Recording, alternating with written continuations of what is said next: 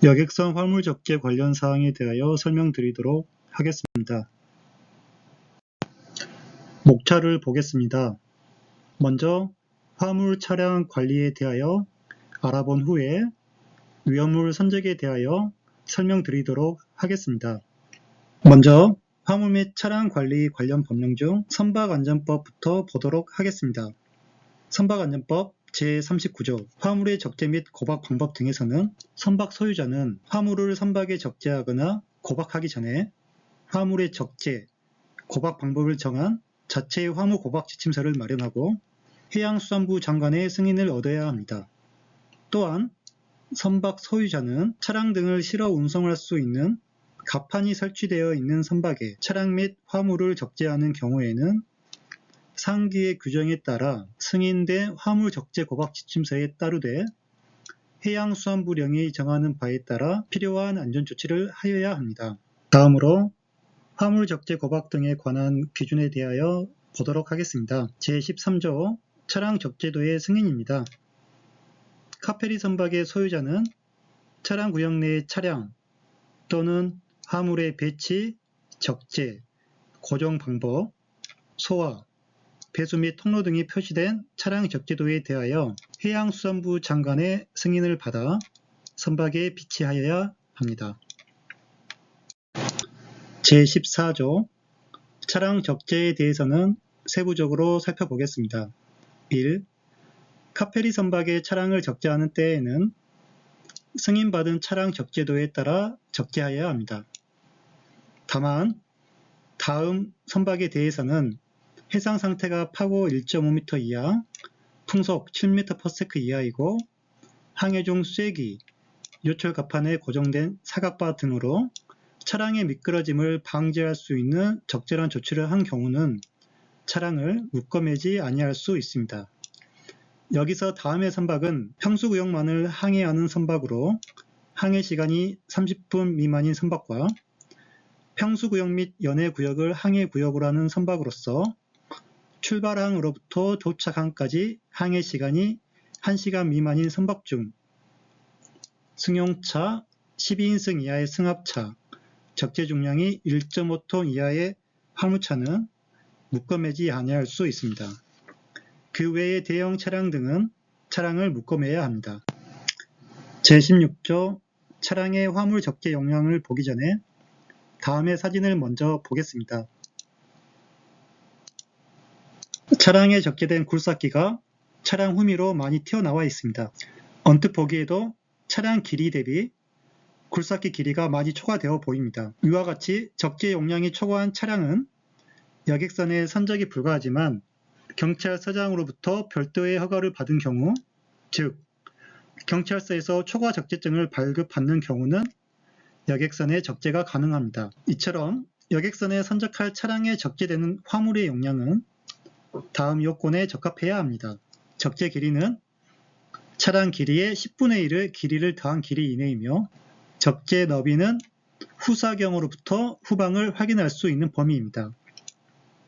그리고 적재 높이는 지상으로부터 4m 이내입니다. 다만 지붕 구조의 덮개가 있는 화물 적재 공간을 가지는 밴 등 화물 자동차의 경우는 덮개의 최상단까지의 높이입니다. 위와 같은 차량에 적재된 화물은 관련 규정에 의해 선체 운동에 견딜 수 있도록 단단히 묶어매야 합니다. 이상으로 화물 적재 관련 법령에 대하여 알아보았습니다. 다음은 차량 화물 고박 장치 종류를 보도록 하겠습니다. 상단의 고박 장치는 일반 차량을 묶어매는 라싱 밴드와 대형 화물차를 묶어매는 라싱 체인입니다. 그리고 하단의 고박 장치는 차량 갑판에 설치된 사각바와 사각바가 없을 경우 차량의 미끄럼을 방지하는 쐐기입니다.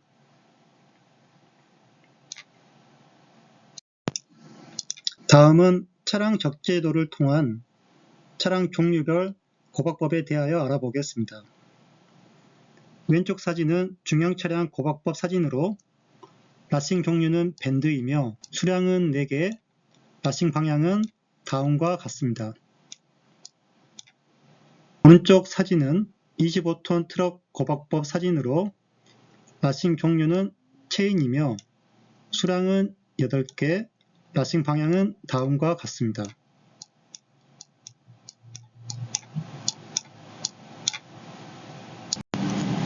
다음은 차량 화물 고박 시 부적절한 사례와 적절한 사례 사진을 살펴보도록 하겠습니다. 먼저 차량 화물 고박 중 부적절한 고박 사례입니다. 사진의 어떤 부분이 고박이 부적절할까요? 차량 갑판에 설치된 D링이 아닌 다른 구조물에 고박된 사례와 차량 앞뒤 바퀴가 같은 방향으로 고박된 사례입니다. 다음의 사진은 대형 트럭의 라싱 체인 고박 부적절한 사례입니다. 차량에만 고박하고 차량 갑판 D링에는 고박하지 않는 사례와 장력을 약하게 체결한 사례가 많아서 공유했습니다. 마지막으로 적절한 차량 고박 사례입니다. 사진에서 보시다시피 차량과 차량 갑판 D링에 고박한 것과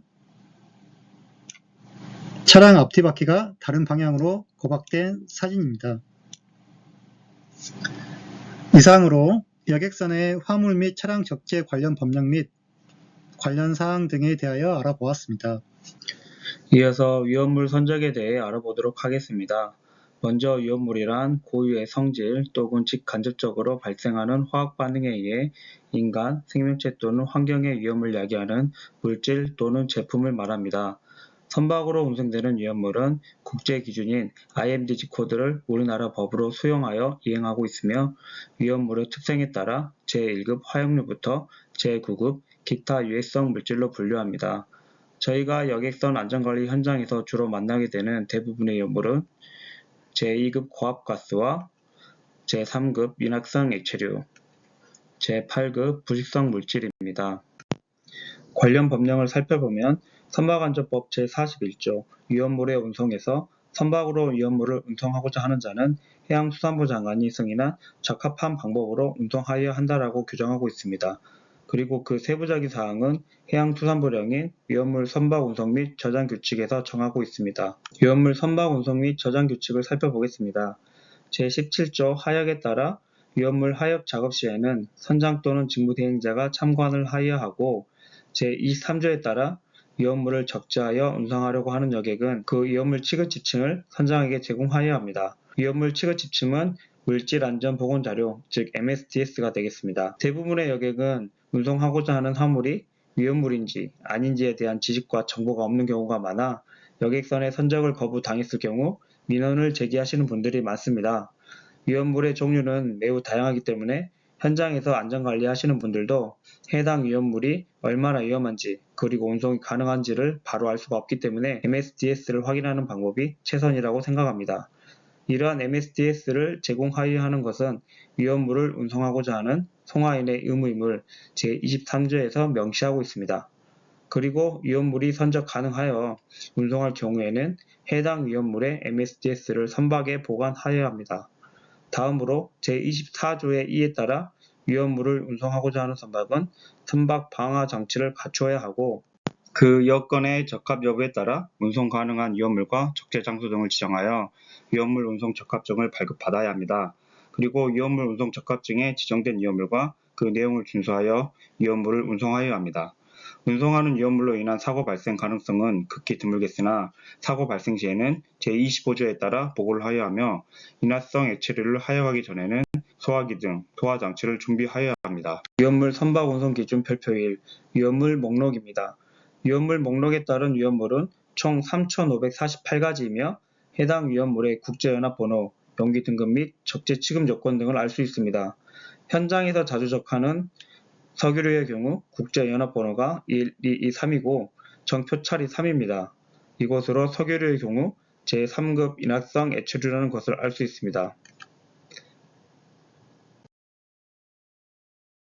그리고 표 상부 분류 중 정표찰이 무엇이고 용기 등급 등이 무엇인지에 대한 자세한 설명은 별표 1 위험물 목록 하단에 비고에 설명이 되어 있으며 가로 안의 숫자가 비고 분류 기준이니 참고하시길 바랍니다. 다음은 위험물 운송 적합증입니다. 선박 소유주가 싣고자 하는 위험물에 대해 검사기관에 신청을 하면 해당 위험물에 대한 선박의 방화 설비 등을 검사하여 발급하고 있으며, 대부분의 카페리 여객선에서는 제3급 인화성 액체류 중 석유류 등 고인화점 액체류와 섬 지역 상수도 소독을 위한 제8급 부식성 물질인 차염소산, 그리고 화로 차량 선적을 위한 제2급 고압가스인 공기와 산소 등을 승인받아 운영하고 있습니다. 위험물 운송 적합증에 기재된 이외의 위험물은 적재할 수 없기 때문에 위험물 운송 적합증에 기재되지 않은 위험물을 운송하고자 하는 여객과의 마찰이 많은 것으로 알고 있습니다. 최근 기상청 기상관측기구인 라디오 존대에 사용할 헬륨을 운송할 목적으로 위험물 운송 적합증에 추가하여 발급받은 사례가 있습니다. 위험물이라고 무조건 안 된다고 선적 거부할 것이 아니라 여객선에 운송이 허용될 수 있는 위험물 중 여객 선사의 판단에 따라 검사기관에 의뢰하여 위험물 운송 적합증에 위험물을 추가하여 운송하는 것도 검토해보면 좋을 것 같습니다. 다음은 KR에서 발급받은 위험물 운송 적합증입니다. 앞의 위험물 운송 적합증과 다른 점은 위험물의 분류 또는 항목에 개별 위험물이 아닌 3등급 인화성 액체류를 기재하여 발급받았다는 것입니다. 이 경우 위험물 운송의 범위가 넓어짐을 참고하시길 바랍니다. 그러면 실제로 현장에서 위험물 선적 요구가 있을 때 검토하는 절차에 대해 알아보겠습니다. 아래 사진은 국내 페인트 업체에서 판매하는 신라입니다. 대부분의 신라는 인화점이 낮은 인화성 액체류로 현장에서 선적 거부하는 경우가 많으실 겁니다. 실제로는 어떤지 확인해 보겠습니다. 보시는 것처럼 외형상으로는 판별하기 어렵기 때문에 통화인에게 MSDS를 요구하여야 합니다. MSDS를 확인하기에 앞서 운송하고자 하는 선박의 위험물 운송 적합증을 확인해 보겠습니다. 보시는 것처럼 UN 넘버 163 도료 중 인화점이 23도씨 이상 60도씨 이하인 제품을 운송 가능하다는 것을 확인하였습니다. 그러면 이제 MSDS를 살펴보겠습니다. 먼저 사진 중 왼쪽에 있던 제품인 DR700의 MSDS 중 필요한 부분만 발췌한 내용입니다. MSDS에는 구성성분, 응급조치 요령 및 화재시 대처 요령 등 다양한 내용이 설명되어 있으나 다른 부분은 제외하고 선적 가능 여부 판단을 위한 14번 항목이 운송에 필요한 정보 위주로 설명드리겠습니다. 먼저 선박의 위험물 운송 적합증서상 기재되어 있지 않는 항목이 MSDS, 운송에 필요한 정보에 있다면 선적할 수 없다는 점을 알려드립니다. 해당 제품의 UN 넘버가 1263번으로 도료라는 것을 알 수 있고, 위험성 등급은 3이므로 인화성 액체류라는 것을 알 수 있습니다. 앞서 보여드린 선박의 위험물 운송 적합증서상 기재된 위험물입니다. 그러면 운송이 가능할까요? 이 정보만으로는 알 수 없기 때문에 추가적인 정보를 확인하여야 합니다. 그 정보가 바로 용기 등급인데 자세한 내용은 뒤에서 다시 설명드리겠습니다. 일단 용기 등급이 이 등급이라는 점을 기억해 주시길 바랍니다. 다른 위험물과 다르게 인화성 액체류의 경우 9번 물리화학적 특성에 인화점이 나오고 위험물 운송 적합증에 인화성 액체류 인화점 기준이 기재되어 있기 때문에 선적 가능 여부를 확인이 가능하나 정확한 것은 14번 운송에 필요한 정보에 따라 결정하시는 것이 맞을 것 같습니다. 이 제품의 인화점은 22도입니다. 오른쪽에 있던 제품인 DR610의 MSDS도 확인해 보겠습니다. UN 번호 1263, 위험성 등급 3등급은 동일하지만 용기 등급은 DR700의 경우 2등급이었으나 이 제품은 3등급입니다. 그리고 인화점은 27도씨입니다.